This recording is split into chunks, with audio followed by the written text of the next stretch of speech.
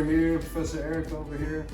And things are different. We got a new camera angle. Yeah. And really it's because we're having a mural painted on the back wall that's been plain white, and we couldn't tolerate it anymore. So one of our guys, Colin, is an awesome artist, and he's doing some amazing work, and we don't want to show it to you until it's completed. It'll be slick, so we switched to another view. Sorry about the light coming in on the windows, but hopefully that means you can see everything we're doing. Absolutely. So last Wednesday we did just armbar from guard, but good mechanics on how to stay attached. Yeah. So we're gonna kind of continue the discussion, because we've all been there where the arm, it's on the table. There's a Brazilian saying, the milk is on the table. And an evil saying anyway. An evil saying anyway, yeah. And so you see that nice pristine straight arm, and what happens? You go to attack it, and you can't get it. They bend it, they flare the elbow out, they bring the elbow in. So we're just gonna address those common things of like what people do to counter the arm lock. Yep. So for this tense and purpose, it's gonna be very, very similar. So like there we go. I use the same exact idea anytime I can break somebody down. So see, like I like to take this hand right here, and I'll kind of monitor this elbow right here like this. So it makes it very difficult to get this back this way. That's what I don't want to have happen here, right? And so from this point, we can set up that same exact idea without putting that foot on the hip. If I can get my hip on the outside of his elbow, all I have to do is I hold this in place right here, and I just turn my hip a little bit, and now high shoulder guard. Yep, the high shoulder guard. Now the key to this is I don't want to be here like this and letting him putting pressure. I want to be here, and I don't care if he really tries to squish me by coming forward. See how that's a really easy way to start taking the back right there. Anytime anybody comes forward on that point, right? So when I break down, I'm always looking at this point and this point right here like this, because I want to make the structure. I don't want to push his arm in. So if he pushes the elbow out, it should be very, very difficult for him to get outside of my hip. So the thing is, I'm not trying to push him. I'm holding him in place. And if you're a lot shorter, you can use that same scissoring motion here to get on the outside too. That's what I mean. Yeah, exactly. So see how the tip of my pelvis is beyond Joe's elbow, and that makes it a lot easier. For me to be on the outside. Because think about like being here, and look at that wide arc that my left leg. No way. It's not going to happen, right? So when I get here, okay, and so now the problem becomes right here. As he can bend this elbow still. And this, I was actually talking to Hicks and Gracie about this, about how do you use this pinch. So it's if I stay underneath the Joe right here, very, very tough to make this work. Yeah, so if he's flat, all I gotta do is swim. Yeah. And now I can be on the outside of the hips. Now if we learn, and this is something that Pedro was talking about the other day, learn how to use these together right here like this, it makes it a lot easier. What if you're hanging out there, it's like I call it the tiny bridge. The tiny bridge? Yeah. Yeah, you just make a little... Gotta put weight. Little weight with your heels. You can't be flat on the ground. Yeah. Let's do it from this angle. Sure.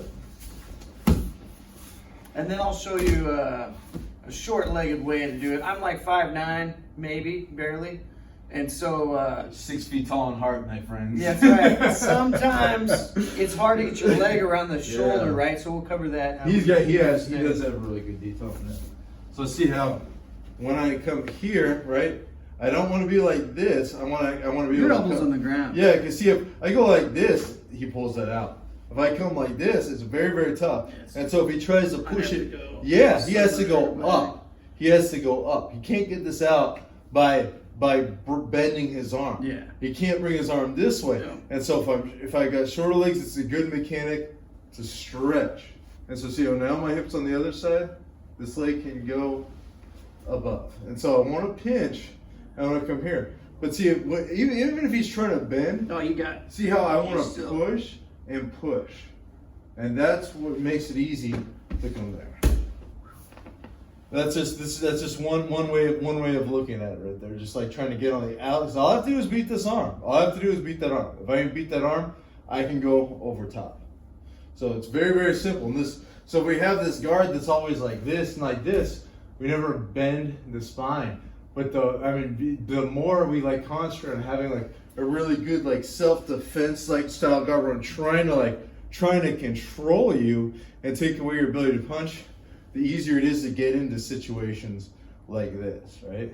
And it's cool because you think about this, and like if you think about this as in a fight sense, even if he forces this elbow back down right here, that's a great time to elbow or anything right there. You could really, really mess somebody up just by coming like that way and then pummeling back inside, and just like continually just beat people up, I suppose, if you really want to. Yeah, if they beat the arm, then yeah. If they beat the arm choke right here, see, I have that choking idea with that same principle right here too. Right, just depends. All right, short guy method. Let's go to the side. I'm not good at my left on this. Oh, no worries, brother. There you go, my friend. There we go. So sometimes when you're here, I like the stretching idea. Sometimes I even go to the shoulder. That's great too. Now I turn my knee. Beautiful. I turn my knee in first, so that way when it wraps and makes this circle, it's tight. And if I just sit flat on my back, you can just come forward. Yeah, it's just gonna break it. So you can play a little game when you get here. When you try to go forward, I just elevate. And I'm not trying to knock them over right now. I'm just trying to see if I can keep this. Whereas when we do the arm bar, we're gonna create that lever there to capture the arm. Put the leg down. That's it. So it's almost, I almost look at it like, some people call it the whip on the scissor sweep. They go here and then throw it over for the triangle. It's almost the same thing, but you're just trying to get to that high shoulder guard. Because think about it, this is a really good point. I don't know if it was the direction I was going to go in today, but if I'm down here below your hips, I'm not controlling any of the man from the waist up. So once we get to this position, now everything's neck and shoulders. And think about attacking in crossbody or the mount. What do you always want to have? Or the back, you're trying to isolate the neck and shoulders. And it's he brought up a really good point there.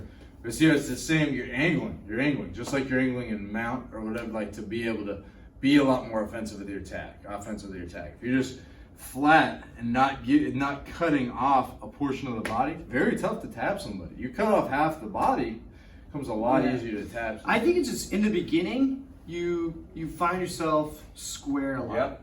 And we don't know, what does it mean to angle, but it's just, everything has that. You don't want to be flat in the bottom of mount, flat in the bottom of crossbody or side mount. You don't want to be flat when you have somebody in your guard because it's generally not doing anything.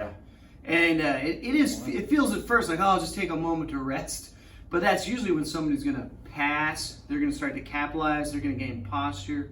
So you've always got to be working for those angles. Absolutely, man. Yeah, you know, there's some older videos, but pretty much the guy always brings it up. I think he's part of the BJJ Fanatics group under the Hayabusa channel. Can't remember the guy's name. Nogi guy, beard. It doesn't help anyone, right? Because that's the description. But yeah, anybody good, you're always going to see them talking about the angles and keeping activity with your weight on the person. So, and the other thing, if you look at like how Coach Eric is doing this, is none of it's muscle. And so, like how I was first taught, and I'm sure this move is out here and people can get it to work, is just grab and just yank the arm. And now there's all this space. It's rare that I get that to work.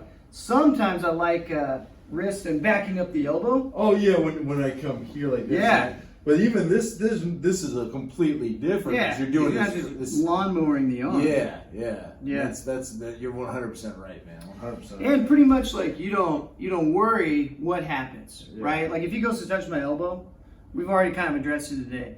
He doesn't care if I anchor down. He's gonna take my back. He doesn't care if I flare it out. He's just gonna start to choke. And if I go forward, correct response, he's just going to armbar me. So that's how you have to look at things too, is like, instead of beating yourself up and like, oh, it didn't work today, I didn't drag the arm. What you want to be considering is like, okay, I couldn't drag the arm, the guy did this. What's my next possibility to have a backup plan? For sure. Well, cool, brother. I think that was good. Totally unscripted. I wasn't sure what I was doing either until we started talking. I was like, but yeah, it's good way of looking at it for sure. And it's crazy, man, as you look at like what jiu-jitsu was in the 90s and And there's some amazing things that happen today, man. But like people don't talk about strikes. So people don't talk about. Like, you look at like Hoist and those guys that were doing. They're putting themselves in positions where they could like strike, elbow, hit from their back constantly.